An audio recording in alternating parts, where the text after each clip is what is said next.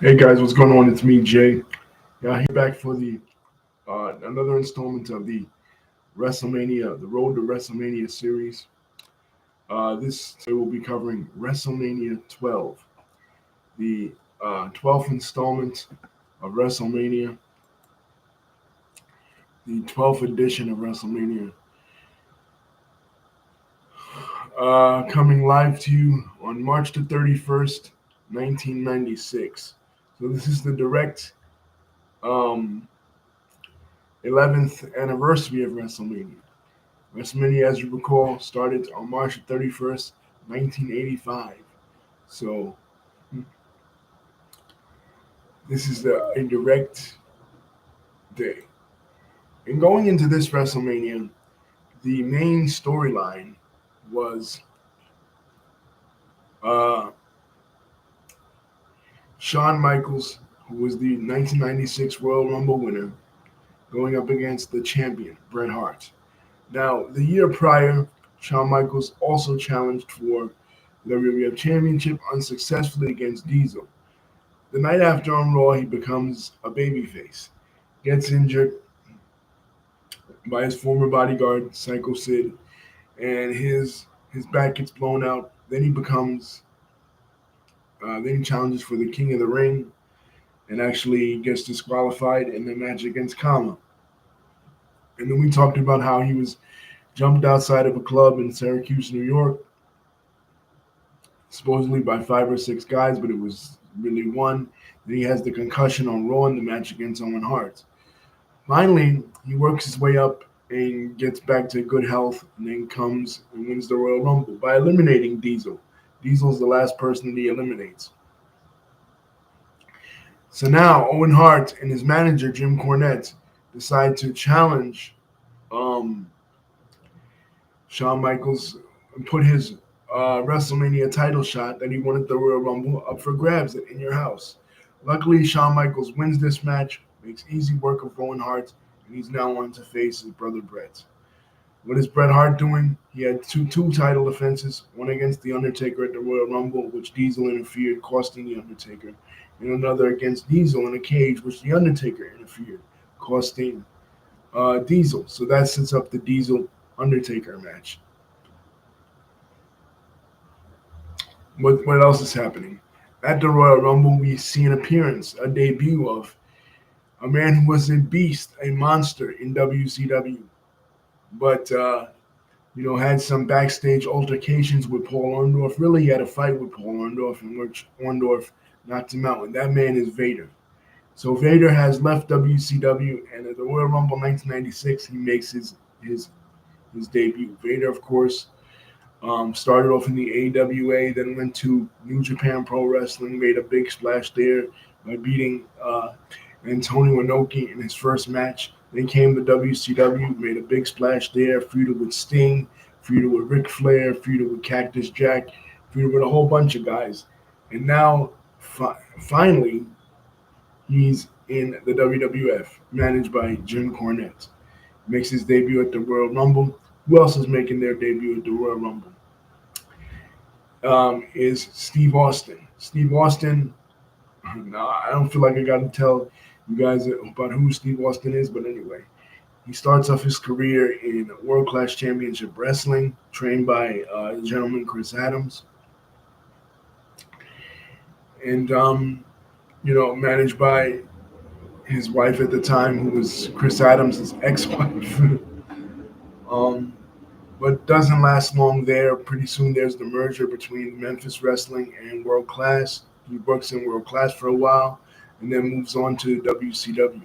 Immediately when he comes into WCW, that's when they're forming the Dangerous Alliance. So Paul Heyman puts him, Steve Austin, in this faction, the Dangerous Alliance, with Arn Anderson, Bobby Eaton, Rick Rude, and Rick Rude. And he has a television title feud with Ricky the Dragon Steamboat, in which Ricky the Dragon Steamboat beats him. After the Dangerous Alliance is over, he forms Dusty Rhodes' booking, and Dusty tells him, "You got to form a tag team with Brian Pillman, the Hollywood Blondes." And they're a pretty good tag team. They have a lot of feuds with Ricky Steamboat and Shane Douglas, for example. in 92, 93. But their team doesn't last long, even though they have a couple of WCW titles under their belt. Pretty soon, now Colonel Rob Parker, aka Rob Fuller, is in WCW and he's recruiting Austin's services and convinces stunning Steve Austin to turn on Brian Pillman. They have a slight feud, and then Austin goes into a feud with Dustin Rhodes, which culminates at Starrcade 1993 in a 2 out of 3 falls match, which is a really good match. You can check that one out. Watch it, Starrcade 1993. But he wins the U.S. title, wins a couple of U.S. championships, even retires Ricky the Dragon Steamboat at Full Brawl 94. But by 1995, uh, Bischoff is in charge, and he doesn't see much potential in Steve Austin. So Steve Austin gets injured, and um, Bischoff just fires him. Not even in person, via mail, via mail or FedEx. Bischoff was cowardly in doing shit like that. So Heyman, his former manager, calls him to appear in ECW and to make fun of WCW, calling WCW Nitro WCW NyQuil, and making fun of Hulk Hogan because Steve Austin, while he was U.S. champion, he requested to do a feud with Hulk Hogan, but the WCW officials, particularly Dusty Rhodes, told him, "Nah, baby, that's for somebody else." They didn't want him to do it. So he used this opportunity as superstar Steve Austin to lampoon all of WCW and bring out his real personality, not the Hollywood blonde personality that we were seeing all those years in WCW, the real Steve Austin. So that gets the attention of Vince McMahon. And Vince McMahon in late 1995 decides to bring him in because Jim Ross is now taken over as head of talent relations. So he's friends with Steve Austin, and they decided to bring him in as David says WrestleMania 12 was in his hometown of Anaheim, California. Yes, we know. That's cool, David. Yeah, awesome. Vince decides to bring Austin in as the new $1 Million champion, as Ted DiBiase's new protege, debuting him on the Brother Love show. And it's a good debut. But Royal Rumble 96 is his first outing there. Of course, he doesn't win, but he's making a good impression. He is the ringmaster at first. Doesn't work out as the ringmaster, so they by the time WrestleMania rolls around, they switch his gimmick. Who else is coming back at the Royal Rumble is Jake the Snake Roberts. Jake Roberts has been gone from the company since 1992, had his personal problems, comes back as a born-again Christian, cutting Christian-like promos. And his new snake that he brings to the ring with him is called Revelations. And he'll be factoring into WrestleMania as well. So there, the stage is set. WrestleMania 12 from David's hometown of Anaheim, California. This is the first but not the last WrestleMania in Anaheim. The opening match is, this was on the free-for-all, this one. The Body Donnas, Skip and Zip with Sonny taking on the Godwins, Henry O, and Phineas I. Now, who are the Body Donnas? The Body Donnas are a tag team by the name of consisting of Chris Candido, who is an indie wrestler, former NWA champion, who they bring in late 1995 as him and his girlfriend Sunny, as a girlfriend Tammy Lynn Cinch, as fitness models, fitness gurus. Fitness infomercials were big at this time, Tony Robbins, for example, so they decided to lampoon that on WWE and brought them in as that. Initially, he was a singles wrestler. He gave Barry Horowitz his first win ever on WWF TV in the summer of 95. And he was teaming a little bit with Louis Spicoli, a.k.a.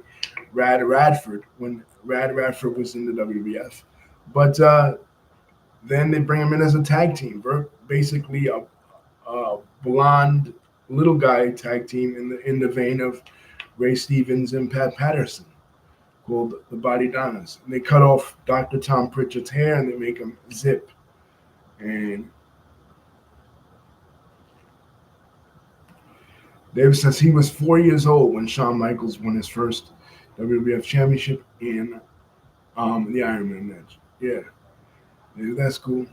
So the titles are held up for grabs because one of the Smoking Guns is injured. So this is a basically finals for the tournament match on Free for All, which is something they're doing like a little preview of each WWF pay per view. And the Body Donnas defeat the Godwins. The Godwins are well, they were in WCW first as Tex Slash and Shanghai Pierce. Then Henry Godwin came in first. Henry Godwin came first.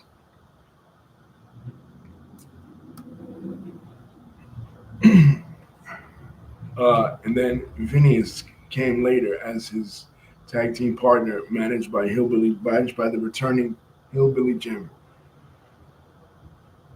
And the Body Donnas win here. It won't be long before Sunny turns on the Body Donnas and goes with the Godwins first and then the Smoking Guns. She manages 3 teams and 3 championship teams in one calendar year. Does Miss Cinch. Then you have the Hulkster versus the Nacho Man. Okay, this is a parody match. What this is as of now, 1996, the Macho Man,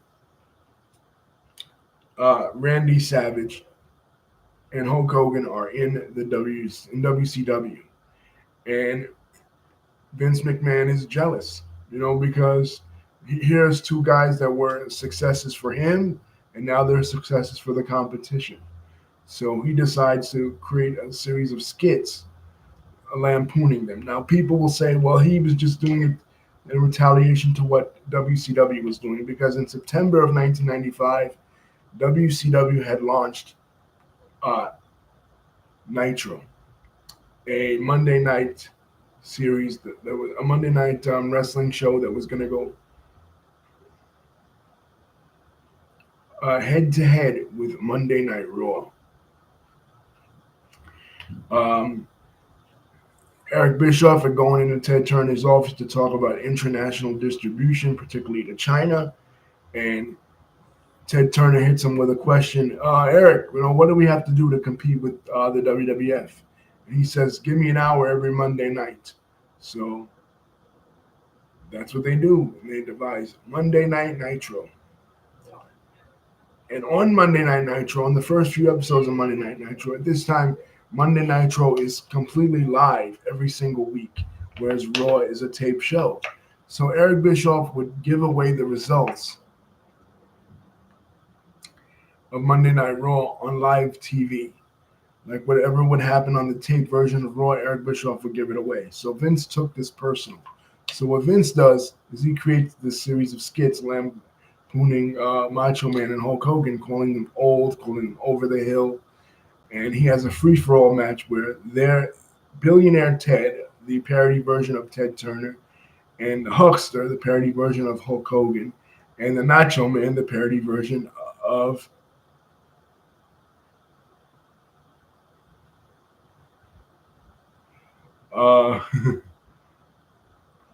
compete, and they all die in that parody in that parody match. That was a free for all. David says the ringmaster Steve Austin. That's what he should be called. Yeah, but by WrestleMania, David, he is no longer the ringmaster. I never liked that name, honestly. It didn't make sense to me. Stone Cold Steve Austin is a much better name, and I can't see him becoming as big as he became, later in wrestling with that name, the Ringmaster, honestly. But for the first televised match, we have the British Bulldog, Owen Hart, and Vader. Like I said, Vader is now in the WWF. And Vader was a really wasted talent in the WWF. This match was supposed to be a one-on-one match between Yokozuna and Vader. Um, Yokozuna had just turned babyface because after him, Owen, and the Bulldog lost a 6-man tag, Jim Cornette started berating him. So Yokozuna said, fuck it, and turned on Jim Cornette. But now Jim Cornette has Vader, so Vader takes the place of Yokozuna in Camp Cornette. He even breaks Yokozuna's leg. They have to cart Yokozuna out with a forklift. That's how big Yokozuna is. So this was supposed to originally be a one-on-one match, but WWE changed it for some reason, and it's a six-man tag with Jake the Snake Roberts, Ahmed Johnson. Ahmed Johnson made his debut in 1995, originally coming from the Global Wrestling Federation. Bruce Pritchard recruited him, and Michael P.S. Hayes, aka Doc Hendricks, recruited him as well. And he was a really explosive talent. He actually body slammed Yokozuna for real, for real. It wasn't like with Lex Luger. Yoko body slammed himself basically, and Luger just was there. But with Ahmed Johnson, that was an actual real body slam in 1995. So Ahmed Johnson is a beast. He's so athletic and so quick and so strong that he's doing a moonsault, and Shawn Michaels has to tell him, listen, don't do that moonsault because when I do it, it doesn't look as spectacular compared to when a guy like your size does it. So he's coming in explosive. And the stipulation for this match was that if the babyface team wins, this is an old Southern stipulation, if the babyface team wins, they get 5 minutes alone with Yokozuna will get 5 minutes alone with Jim Cornette. But they don't win; they lose. So I don't know what was the point of putting that stipulation on the books. And now, in a weird way, Mr. Fuji, Yokozuna's manager, is coming out with an American flag because Yoko is a babyface now. And now Yokozuna's talking and everything as a babyface. Roddy Piper defeats Goldust. Now, the story behind this match was Goldust. Who is Goldust? Goldust is Dustin Rhodes. Uncensored 1995 in WCW. Dustin Rhodes was in a specialty match called a blacktop truck match. I believe it was called. It was basically a match in the back of a truck with the blacktop bully, aka Barry Darsow, who'd come to WCW, and with Colonel Rob Parker. And there was blood in this match. Mike Graham booked it. Mike Graham told them to get color, and they did. And it was against the rules of WCW at that time to show blood. So once this happened, all three were fired. Dustin Rhodes, Barry Darsow, and Mike Graham. And Dustin Rhodes makes his way back to the WWF. We hadn't seen him in WWF since 1991. But this time, Vince McMahon has a different kind of gimmick for him. He has an androgynous gimmick. He'll basically be a gay movie fanatic obsessed with movies, and he'll quote a lot of different movies, and he'll be dressed up like a giant Oscar. And he makes his debut in October of 1995. And, starts immediately causing controversy. It was a match against Marty Jannetty. He's flirting with wrestlers, flirting with Bam Bam Bigelow, who he has a feud with at Survivor Series, flirting with Razor Ramon, who he has a match with at the Royal Rumble, and defeats Razor Ramon for the Intercontinental Championship. And I remember them having a fight out in the snow, like in one of the early January editions of Monday Night Raw. Now,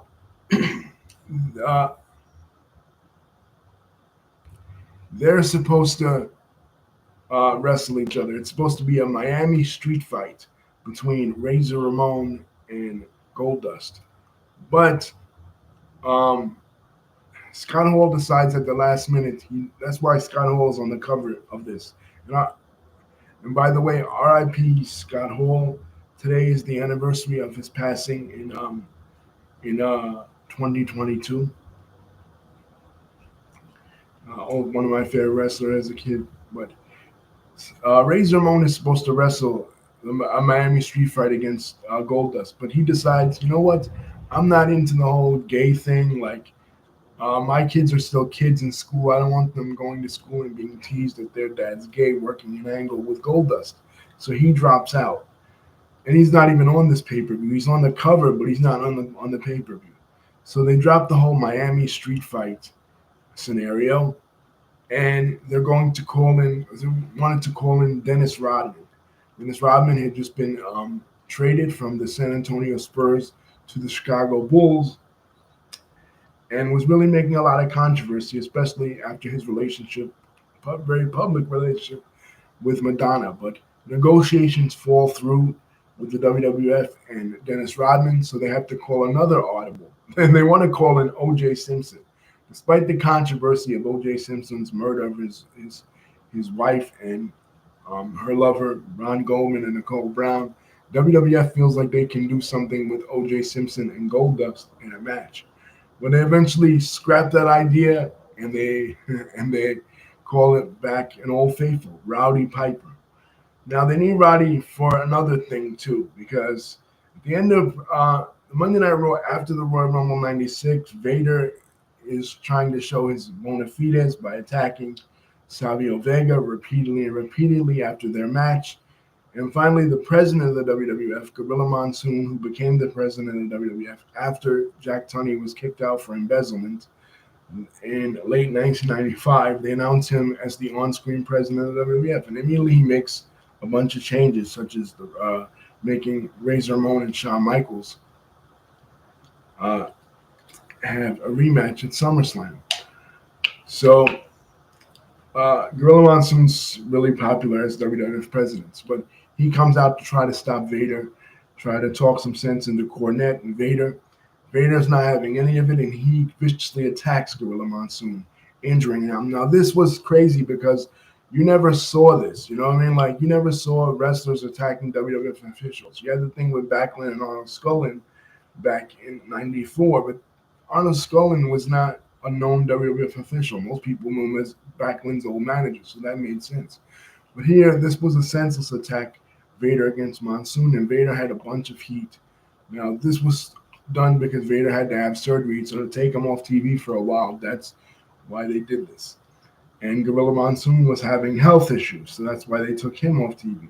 But they need an interim WWF president, so they call in Piper to be that. So Piper now has a match with Goldust at WrestleMania, Hollywood Backlot Brawl, and he also is WWF president, and he's the one that on screen, kayfabe wise, makes the decision to turn Bret Hart and Shawn Michaels into an Iron Man match, so we can finally get a winner between these two. So Hollywood Backlot Brawl is a pretty good match. There's a lot of skits involved because it was a pre-taped thing.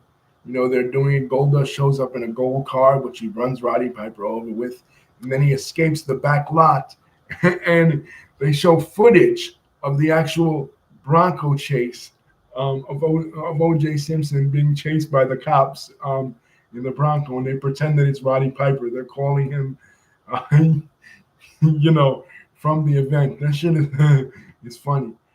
It ends up that they end up fighting back into the arena, and Roddy Piper ends up stripping Goldust down, and Goldust has lingerie underneath.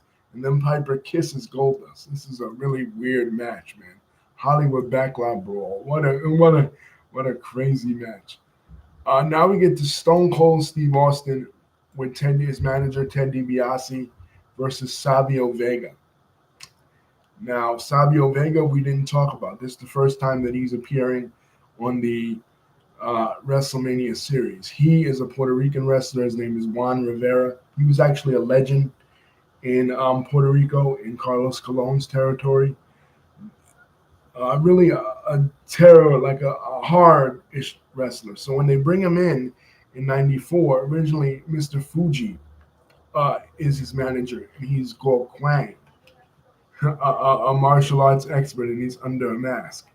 When that doesn't work out, by 1995, Razor Ramon is in the feud with Jeff Jarrett, and he needs help because Jeff Jarrett has the roadie, and 1-2-3 Kid's not always able to be there. So since Savio Vega is a Hispanic character and Razor Ramon is a Hispanic character, they say that Savio Vega and Razor are friends from, back in the day, and that's the introduction that we have, that in your house, to Savio Vega.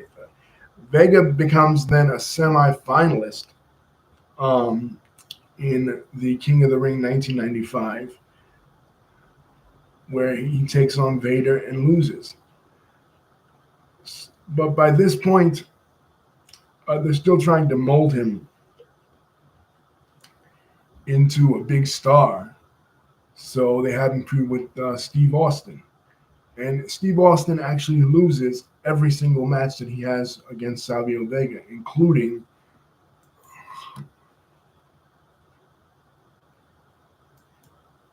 except this match. Except this match. He loses a Caribbean strap match to Savio Vega at In Your House Beware of Dog, and that results in Ted DiBiase leaving the WWF. Um, but this is the beginning of Stone Cold Steve Austin at WrestleMania. David says The Undertaker versus Diesel was a great match. Absolutely, David, it was a great match. It was the best match that Undertaker has had in the streak thus far.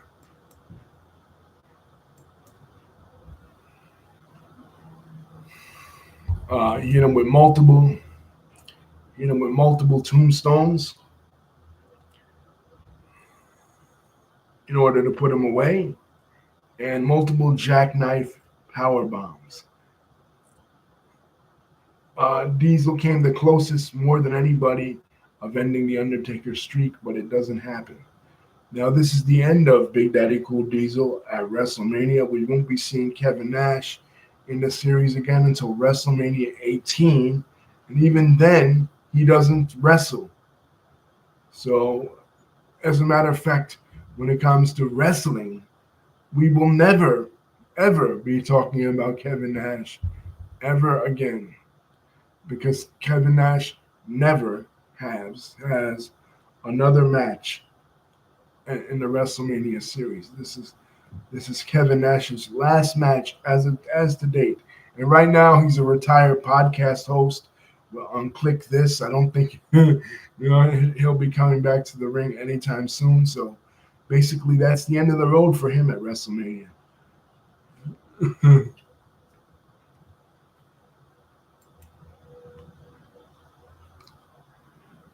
This next match we'll be talking about is the Ultimate Warrior. We skipped around because we talked about the Diesel and Undertaker match.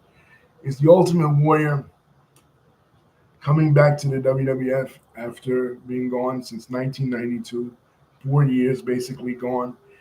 Like I said, Vince McMahon is in need of star power, and since WCW has Macho Man and Hulk Hogan, he decides to call back the Ultimate Warrior. And they're hyping this up. Warrior's return. Jerry Lawler is saying he's heard that the Warrior is like 300 pounds and out of shape because, quote unquote, nobody's seen him. It's bullshit. He comes out looking, normal like before. And his opponent at this is the first time this person appears at the WrestleMania series is Hunter Hearst Helmsley. Now, who's Hunter Hearst Helmsley? Hunter Hearst Helmsley is Triple H. Paul Levesque. He started off, was trained by Killer Kowalski, went to Killer Kowalski's school from New Hampshire. Came in wrestling as Terra Rising in WCW initially in 1993. Then Ric Flair took over booking in WCW, and they switched his gimmick to a French aristocrat named Jean-Paul Levesque. He wrestled his first pay-per-view match ever for WCW at Starrcade 1994 against then undefeated Alex Wright. The plan was to have him team with Lord Steven Regal, one be a French aristocrat, one be an English aristocrat, but it doesn't really work out for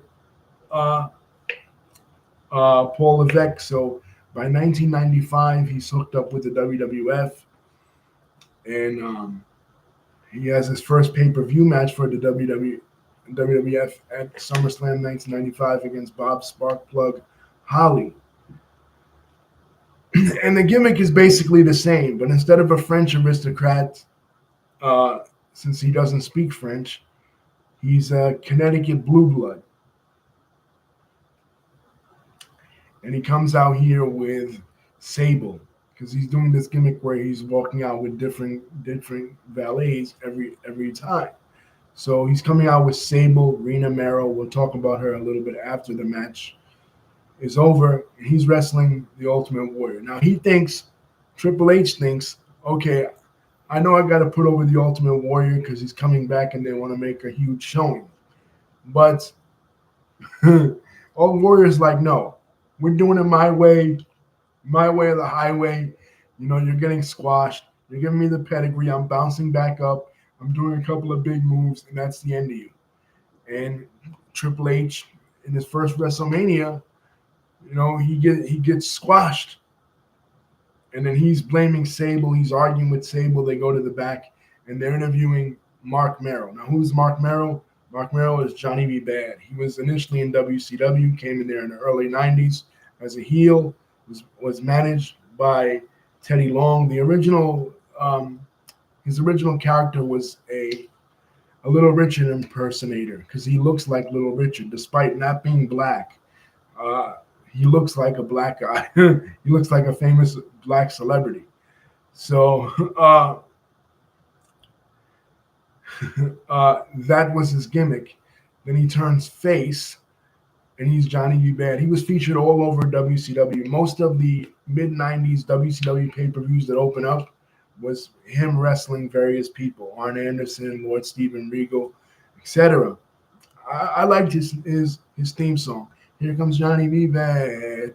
You don't want to make him mad. You know, he's as pretty as a picture.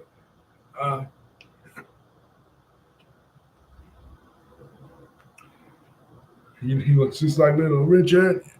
David says WrestleMania 12 was okay, but WrestleMania 16 in 2000 was really bad. Yeah, that's also in Anaheim, California.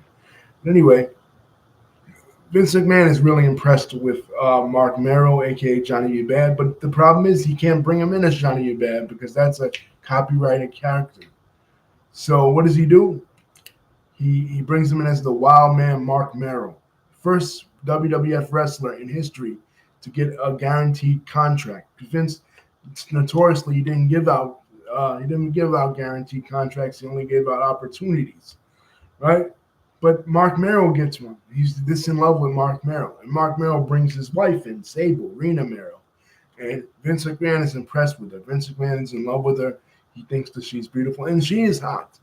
You know what I mean? So the plan is to have them as a team. She's Sable. He's the Wild Man, Mark Merrill, like a Tarzan type character, and they hook up after he saves her from Triple H insulting and berating her, and Triple H and Mark Merrill get into a fight backstage.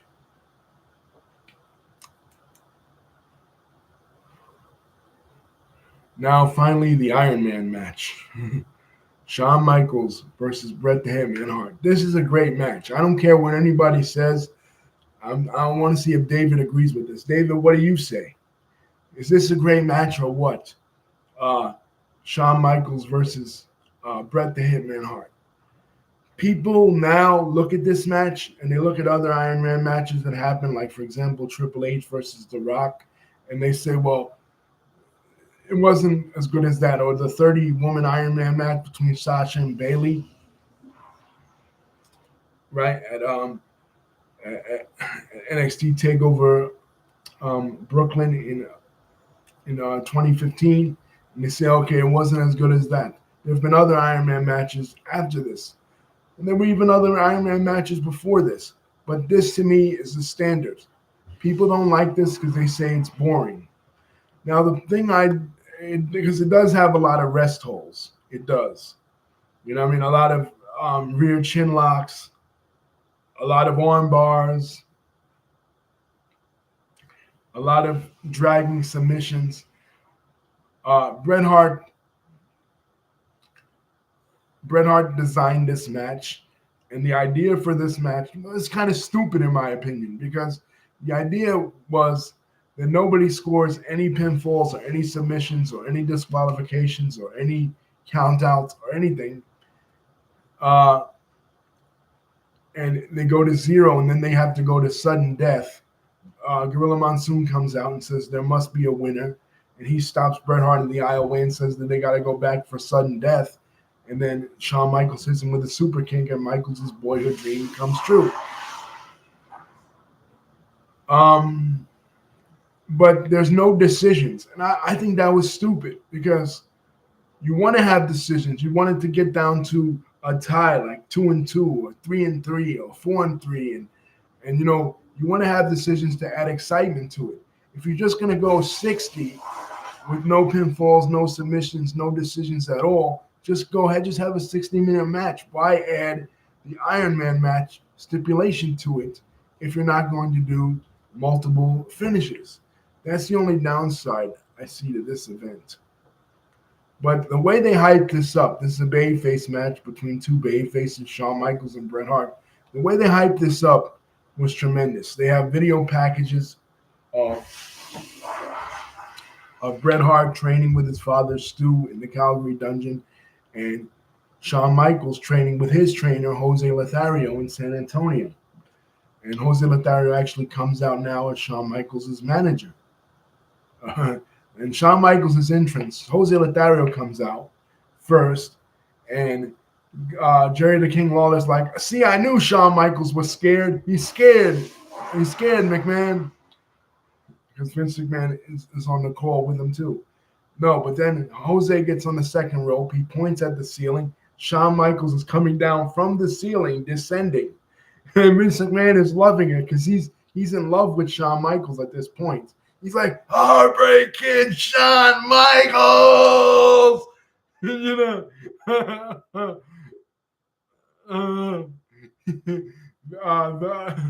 Vince is losing his mind.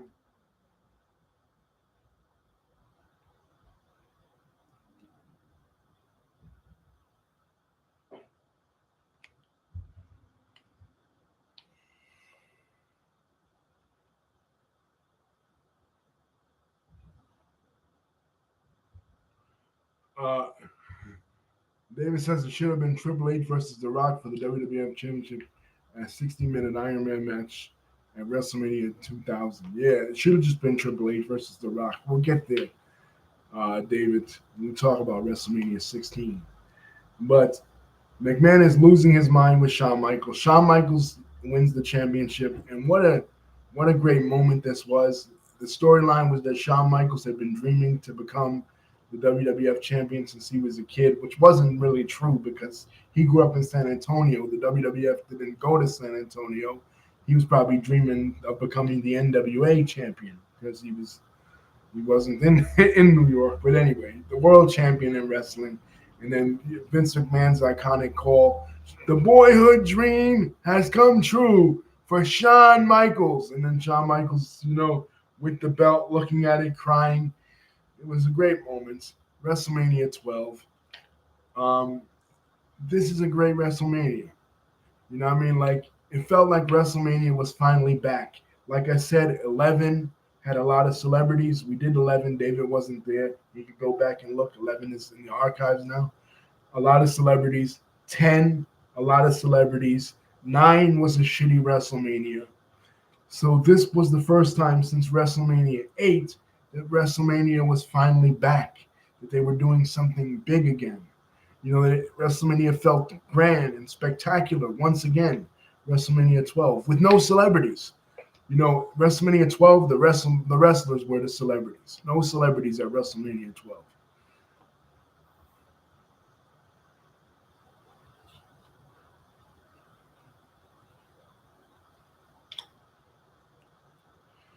And that's it. Now for the rest of '96, Shawn Michaels, he becomes a defending champion. He's taking on all comers. He takes on Diesel at Good Friends, Better Enemies, which is Kevin Nash's last match in the WWF before he and Scott Hall both leave to go to WCW.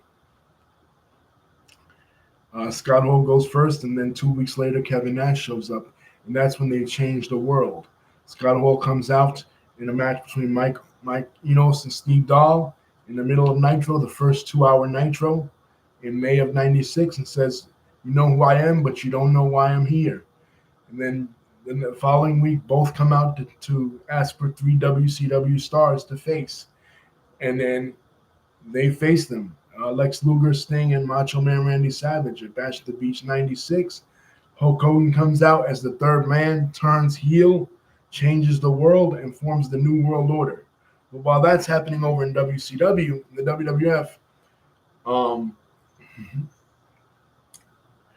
on their last night together, Shawn Michaels and Diesel have a cage match. And at the end of the cage match, Diesel and Shawn Michaels shake hands, and Razor Ramon and Hunter Hearst Helmsley shake hands, and they call this the curtain call. So before this, May 19th, 1996, before this, Triple H was Hunter Hearst Helmsley was supposed to win the King of the Ring 1996. But because of this now, he's on punishment.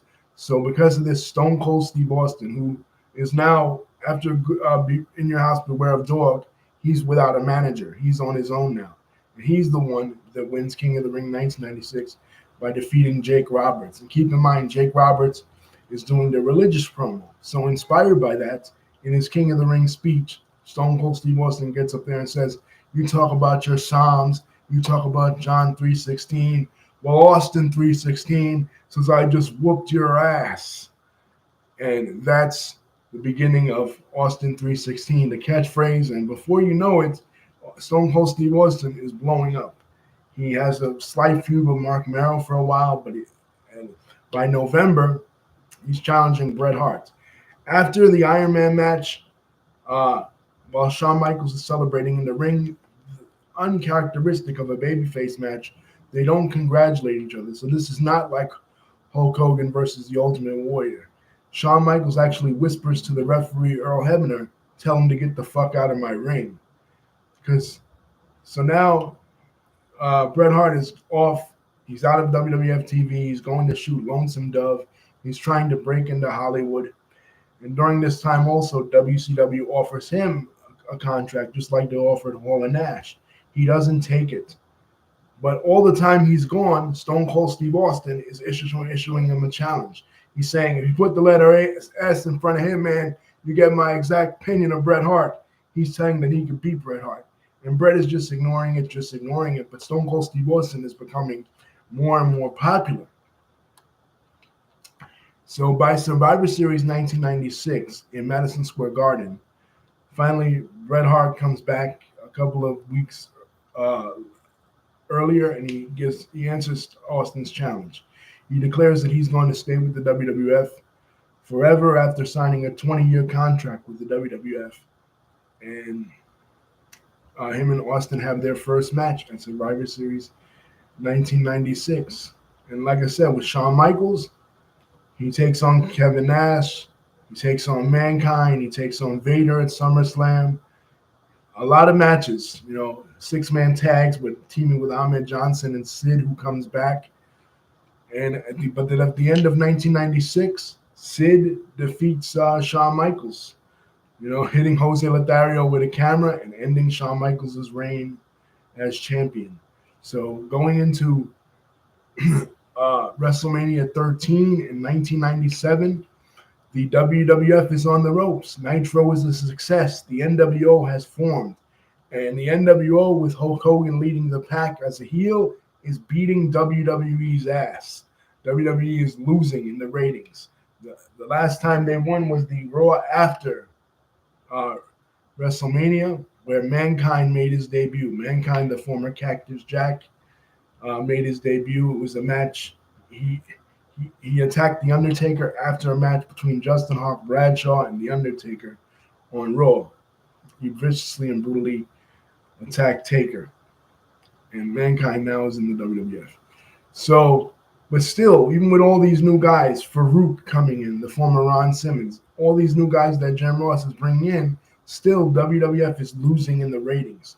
NWO and WCW are kicking their asses. So by the time we get to 1997, we'll talk about some of the changes that went on as far as the WWF Championship, because there's a lot of changes that go on. In terms of that, on the next episode when we talk about WrestleMania 13. But WrestleMania 13, two things to look for: the feud between Stone Cold Steve Austin and Bret Hart, and the situation with the WWF Championship and Shawn Michaels. Peace. Don't forget to like, comment, and subscribe. Hit the bell button to see when my next video is coming out. And the next video is Wrestlemania 13, live from the Rosemont Horizon in Chicago, Illinois. David, thank you for contributing. Don't forget to like, comment, and subscribe. Peace.